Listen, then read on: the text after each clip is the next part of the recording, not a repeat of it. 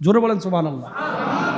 আল্লাহর নবী তার গোটা জীবনে একদিনও কোনো স্ত্রীকে মারেন নাই। আল্লাহু আকবার বলেন। নবীজি জীবনে কোনো স্ত্রীকে মারেন নাই। তবে হ্যাঁ, ঝগড়া যে হয় নাই, মান অভিমান হয় নাই, এটা মনে করেন না। নবীজি কোনো কারণে অভিমান হয়েছে, বাড়ি থেকে বের হয়ে গেছেন, আবার একটু পরে বা কিছুদিন পরে আবার ঠিক হয়ে গেছে, আবার চলে এসেছেন। কিন্তু এই যে মারধর করা, প্রহার করা, এটা ইসলাম অনুমোদন করে না। কখনো বউদের গায়ে হাত তুলবেন না। এবং অনেক স্ত্রী আছে, আমি জানি না বাড়ি থেকে আওয়াজ পাচ্ছে কিনা, গণমাধ্যম আছে, মিডিয়া আছে, আওয়াজ পাবে কোনো না কোনো বউ যদি স্বামীর গায়ে হাত তুলে, ওই বউয়ের হাতও জাহান্নামে, ও জাহান্নামে। যেটা এই জামানায় এখন চলতেছে, সম অধিকার, এগুলো অধিকারের অপব্যবহার। কোন স্বামীকে কোনো স্ত্রী যদি গালমন্দ করে, মারে, প্রহার করে, আঘাত করে, ওই স্ত্রী জাহান্নামে।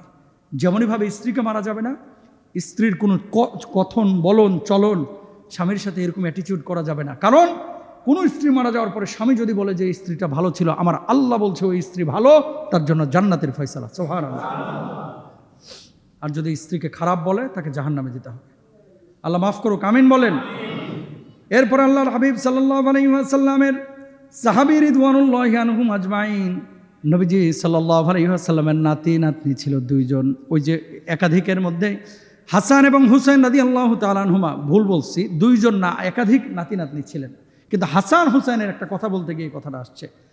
আল্লাহ নবী সাল্লাল্লাহু আলাইহি ওয়াসাল্লাম এত বেশি ভালোবেসেছেন এই দুই নাতিকে, উনি সিজদায় চলে গিয়েছেন, দুই নাতি এসে ঘাড়ের উপরে উঠেছেন, নবীজি মাথা ওঠান নাই। সাহাবীরা পেছন থেকে মনে করেছেন আল্লাহ নবীর কি রূহ কবজ হয়ে গেল কিনা।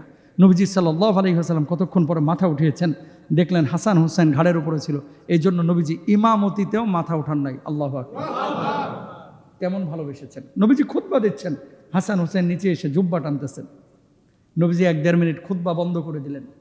খুতবা যখন বন্ধ করে দিয়েছেন, খুতবা বন্ধ করার পরে এবার হাসান হুসাইন দৌড় দিয়ে চলে গিয়েছেন। একটাবার কল্পনা করেন তো, যদি বাংলাদেশে এরকম সিস্টেম হতো যে নাতি আসছে খতিব সাহেবের বা ইমাম সাহেবের ছেলে মেয়ে আসছে, খুতবা বন্ধ করে দিয়েছে, জুব্বা টানছে, আসরের আগে ইমাম আর খতিবের চাকরি শেষ। কথা বলেন না কেন? পিরিতি লাগাইবেন, ও পিরিতি বাড়িতে মসজিদে না। কিন্তু নবীজি এতটা সহনশীল ছিলেন বাচ্চাদের ওপরে। হাসান হুসাইন যখন সামনে আসছেন, নবীজি ধমক দিতে পারতেন না। এই জন্য ছোট বাচ্চা মসজিদে কেউ নিয়ে আসলে সেট করে উঠবেন না। মনে রাখবেন, এই বাচ্চারাই আগামীর বাংলাদেশ, এই বাচ্চারাই কিন্তু আগামীর বিশ্বকে লিড করবে। এই বাচ্চারাই বড় বড় মুফতি হবে, মুহাদ্দিস হবে, বড় বড় খতিব হবে। সুতরাং এদেরকে আমরা মসজিদে নিয়ে আসবো। আজকে যারা বাচ্চা কাচ্চা নিয়ে এসেছেন, আমি আপনাদেরকে ওয়েলকাম জানাই। আল্লাহ আপনাদেরকে জাযায়ে খায়র দান করুক, আমিন বলেন। আরো জোরে বলেন আমিন। সব শেষ, 2-4 মিনিটের মধ্যে আলোচনা শেষ করব। নবীজি সাল্লাল্লাহু আলাইহি ওয়াসাল্লাম এই যে পারিবারিক বন্ধনটাকে স্ট্রং করা, স্বামী স্ত্রীর মধ্যে ভালোবাসা বাড়ানো, এটার জন্য কিছু তরিকা বলে দিয়েছেন, কিছু পয়েন্ট বলে দিয়েছেন। এই আলোচনাটা করেই 3-4 মিনিটের মধ্যে আলোচনা শেষ ইনশাআল্লাহ তাআলা। 1 নাম্বার, আল্লাহর হাবিব সাল্লাল্লাহু আলাইহি ওয়াসাল্লাম ঘরের কাজে যেহেতু স্ত্রীদেরকে সহযোগিতা করেছেন, আপনারাও ঘরের কাজে সহযোগিতা করার চেষ্টা করবেন ইনশাআল্লাহ বলেন। 2 নাম্বার, নিজের ওপরে স্ত্রীকে প্রায়োরিটি দেওয়ার চেষ্টা করবেন। নিজের ওপরে আমরা সবসময় কি করি, নিজে যেটা পছন্দ করি সেটাই আমরা স্ত্রীর উপরে চাপায়া দিই। আবার স্ত্রীরা নিজের পছন্দের বিষয়টাকে আমরা প্রায়োরিটি দিই না। মুমিন, আপনার সামাজিক জীবন বলেন, পারিবারিক জীবন বলেন, নিজের উপরে অন্যকে যখনই প্রাধান্য দিবেন, আল্লাহর নুসরত আপনার উপরে আসবে, সাহায্য আসবে। সুবহানাল্লাহ বলেন। দোয়া করবেন একে অপরের জন্য, স্বামীও করবেন, স্ত্রীও করবেন। কি দোয়া? সবাই বলেন আমার সাথে, রব্বানা হাব লানা মিন আজওয়াজিনা ওয়া যুররিয়াতিনা কুররাতা আ'য়ুনিন ওয়াজআলনা লিল মুত্তাকিনা ইমামা। আল্লাহু আকবার। আপনিও করবেন, আপনার স্ত্রীকেও এই দোয়াটা করতে বলবেন নামাজের পরে ইনশাআল্লাহ। এরপর আল্লাহর হাবিব সাল্লাল্লাহু আলাইহি ওয়াসাল্লামের হাদিস কি, রহিমাল্লাহু রাজুলান কামা মিনাল লাইলি ফাসাল্লা ওয়া আইকাযা ইমরাআতাহু। জোরে আল্লাহু আকবার।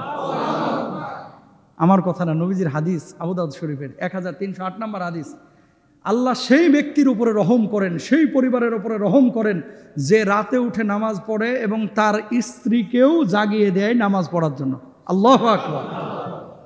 তাহলে নিজে নামাজ পড়বেন আর বউরে একটু আদর সোহাগ করে বলবেন যে তুমিও নামাজ পড়ো। ধমকায় না, ঠিক আছে? একটু ভালোভাবে বুঝান যে দেখো তাহাজ্জুদ তো আল্লাহর কাছে সবচেয়ে প্রিয়, সুতরাং আমি পড়তেছি তুমিও পড়ো, আমি ফজরটা পড়তে গেলাম মসজিদে, তুমিও ঘরের মধ্যে ফজরটা পড়ো, ইনশাআল্লাহ বলেন। তো যদি এই কাজ করেন, আমার নবী বলছে সুনানে আবু দাউদের হাদিস, ওই পরিবারের উপরে, ওই ব্যক্তির উপরে, ওই স্বামী স্ত্রীর উপরে আল্লাহর রহমের প্রবাহ চালু হয়ে যায়। সুবহানাল্লাহ। এরপর আল্লাহর নবী সাল্লাল্লাহু আলাইহি ওয়াসাল্লাম, তিরমিজির হাদিস 2392 কি বলছেন?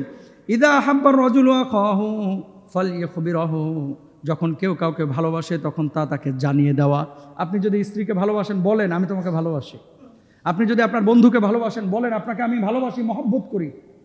আপনি মুরব্বীকে ভালোবাসেন, কাকা আসসালামু আলাইকুম কেমন আছেন, বুকে টেনে নেন, কপালে একটা চুমু দেন, কাকা আপনাকে দেখলে আমার দিলটা ঠান্ডা হয়ে যায়, আপনাকে আমি খুব ভালোবাসি, কাকা আমার জন্য একটু দোয়া করবেন। সুবহানাল্লাহ বলেন না? আপনার বাবাকে একটু বুকে টেনে নেন, কপালে একটু চুমু দেন, আব্বা আপনাকে ভালোবাসি আলহামদুলিল্লাহ। চাচাকে বলেন না? এই কথাটা বললে 1 লাখ টাকা দিলে জানা খুশি হবে, কথাটা একই রকমের খুশি হবে। সুবহানাল্লাহ বলেন। মানুষ কিন্তু কথার দ্বারা মানুষের মন জয় করা যায়। কথা দিয়ে যেমন ফিতনা তৈরি করা যায়, কথা দিয়ে সম্পর্ক বিচ্ছিন্ন করা যায়, কথা দিয়ে সারা পৃথিবীর মানুষের মনও জয় করা যায়। সুবহানাল্লাহ। এই আমার কথা না, এটা নবীজির কথা। তাহলে ভালোবাসার কথা মৌখিকভাবে বলার কথা বলেছেন কে? নবী সাল্লাল্লাহু আলাইহি ওয়াসাল্লাম।